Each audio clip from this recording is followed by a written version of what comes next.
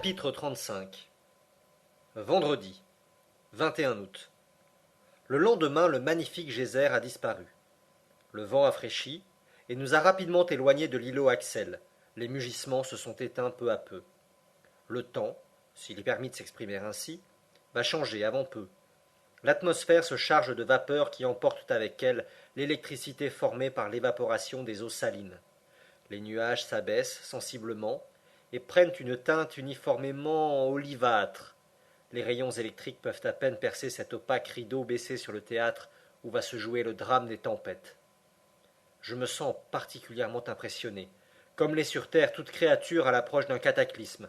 Les cumulus entassés dans le sud présentent un aspect sinistre.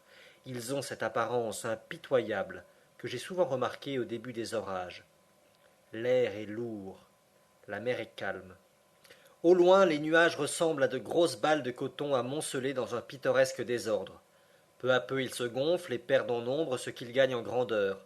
Leur pesanteur est telle qu'ils ne peuvent se détacher de l'horizon, mais au souffle des courants élevés, ils se fondent peu à peu, s'assombrissent et présentent bientôt une couche unique d'un aspect redoutable.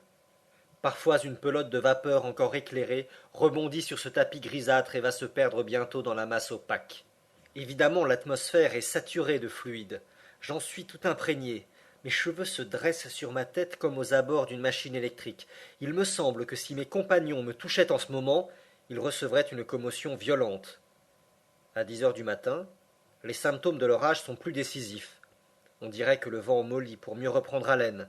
La nuit ressemble à une outre immense dans laquelle s'accumulent les ouragans.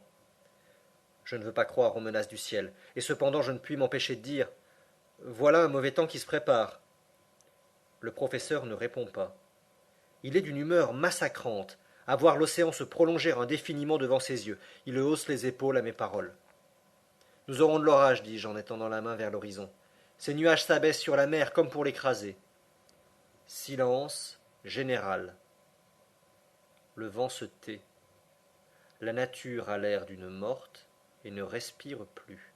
Sur le mât, où je vois déjà poindre un léger feu Saint-Elme, la voile détendue tombe en plis lourds.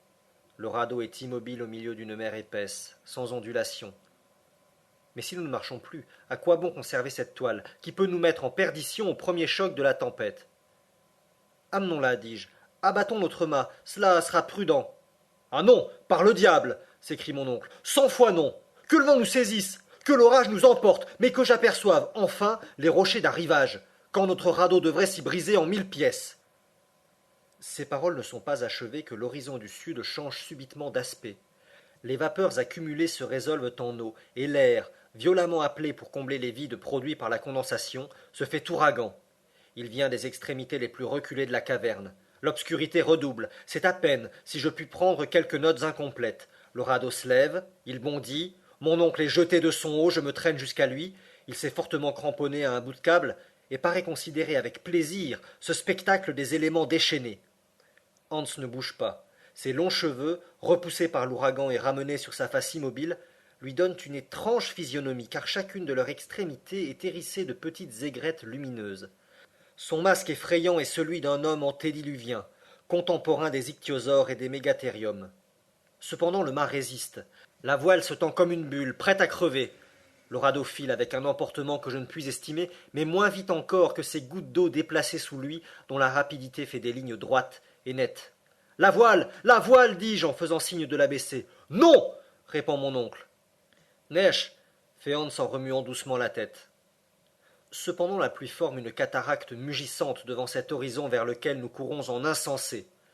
Mais avant qu'elle n'arrive jusqu'à nous, le voile de nuages se déchire, la mer entre en ébullition, et l'électricité produite par une vaste action chimique qui s'opère dans les couches supérieures est mise en jeu. Aux éclats du tonnerre se mêlent les jets étincelants de la foudre. Des éclairs sans nombre s'entrecroisent au milieu des détonations, la masse des vapeurs devient incandescente. Les grelons qui frappent le métal de nos outils ou de nos armes se font lumineux. Les vagues soulevées semblent être autant de mamelons ignivomes sous lesquels couve un feu intérieur, et dont chaque crête est empanachée d'une flamme. Mes yeux sont éblouis par l'intensité de la lumière, mes oreilles brisées par le fracas de la foudre. Il faut me retenir au mât, qui plie comme un roseau sous la violence de l'ouragan. Ici, mes notes de voyage deviennent très incomplètes. Je n'ai plus retrouvé que quelques observations fugitives, prises machinalement pour ainsi dire, mais dans leur brièveté, dans leur obscurité même, elles sont empreintes de l'émotion qui me dominait, et, mieux que ma mémoire, elles donnent le sentiment de la situation. Dimanche, 23 août. Où sommes-nous? Emportés avec une incommensurable rapidité. La nuit a été épouvantable. L'orage ne se calme pas. Nous vivons dans un milieu de bruit. Une détonation incessante, nos oreilles saignent. On ne peut échanger une parole. Les éclairs ne discontinuent pas. Je vois des zigzags rétrogrades qui, après un jet rapide, reviennent de bas en haut et vont frapper la voûte de granit. Si elle allait s'écrouler. D'autres éclairs se bifurquent ou prennent la forme de globes de feu qui s'éclatent comme des bombes. Le bruit général ne paraît pas s'en accroître. Il a dépassé la limite d'intensité que peut percevoir l'oreille humaine. Et quand toutes les poudrières du monde viendraient à sauter ensemble, nous ne saurions en entendre davantage. Il y a une émission continue de lumière à la surface des nuages. La matière électrique se dégage incessamment de leurs molécules.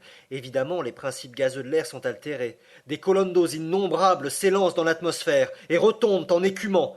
Où allons-nous? Mon oncle est couché tout de son long à l'extrémité du radeau. La chaleur redouble. Lundi, 24 août. Cela ne finira pas. Pourquoi l'état de cette atmosphère si dense, une fois modifié, ne serait-il pas définitif? Nous sommes brisés de fatigue. Hans, comme à l'ordinaire. Le radeau court invariablement vers le sud-est. Nous avons fait plus de 200 lieues depuis l'îlot Axel.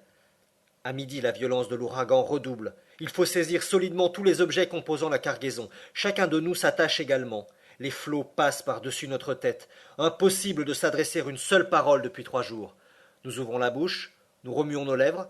Il ne se produit aucun son appréciable. Même en se parlant à l'oreille, on ne peut s'entendre. Mon oncle s'est approché de moi. Il a articulé quelques paroles. Je crois qu'il m'a dit « Nous sommes perdus ». Je n'en suis pas certain. Je prends le parti de lui écrire ces mots. « Amenons notre voile ». Il me fait signe qu'il y consent. Sa tête n'a pas eu le temps de se relever de bas en haut qu'un disque de feu apparaît au bord du radeau. Le mât et la voile sont partis tout d'un bloc, et je les ai vus s'enlever à une prodigieuse hauteur, semblable au ptérodactyle, cet oiseau fantastique des premiers siècles. Nous sommes glacés d'effroi. La boule, mi-partie blanche, mi-partie azurée, de la grosseur d'une bombe de 10 pouces, se promène lentement, en tournant avec une surprenante vitesse sous la lanière de l'ouragan. Elle vient ici, là, monte sur un des bâtis du radeau, saute sur le sac aux provisions, redescend légèrement, bondit, effleure la caisse à poudre. Horreur, nous allions sauter. Non, le disque éblouissant s'écarte. Il s'approche de Hans, qui le regarde fixement. De mon oncle qui se précipite à genoux pour l'éviter, de moi, pâle et frissonnant sous l'éclat de la lumière et de la chaleur. Il pirouette près de mon pied que j'essaie de retirer. Je ne puis y parvenir. Une odeur de gaz nitreux remplit l'atmosphère. Elle pénètre le gosier, les poumons. On étouffe. Pourquoi ne puis-je retirer mon pied? Il est donc rivé au radeau. Ah, la chute de ce globe électrique a aimanté tout le fer du bord. Les instruments, les outils, les armes s'agitent en se heurtant avec un cliquetis aigu. Les clous de ma chaussure adhèrent violemment à une plaque de fer incrustée dans le bois. Je ne puis retirer mon pied. Enfin, par un effort violent, je l'arrache au moment où la boule allait le saisir dans son mouvement giratoire et m'entraîner moi-même si... Ah, quelle lumière intense! Le globe éclate! Nous sommes couverts par des jets de flammes. Puis tout s'éteint. J'ai eu le temps de voir mon oncle, étendu sur le radeau, Hans toujours à sa barre et crachant du feu sous l'influence de l'électricité qu'il pénètre. Où allons-nous? Où allons-nous? Mardi, 25 août. Je sors d'un évanouissement prolongé. L'orage continue. Les éclairs se déchaînent comme une couvée de serpents lâchés dans l'atmosphère. Sommes-nous toujours sur la mer? Oui, emportés avec une vitesse incalculable, nous avons passé sous l'Angleterre, sous la Manche, sous la France, sous l'Europe entière peut-être. Un bruit nouveau se fait entendre. Évidemment, la mer qui se brise sur le rocher. Mais alors,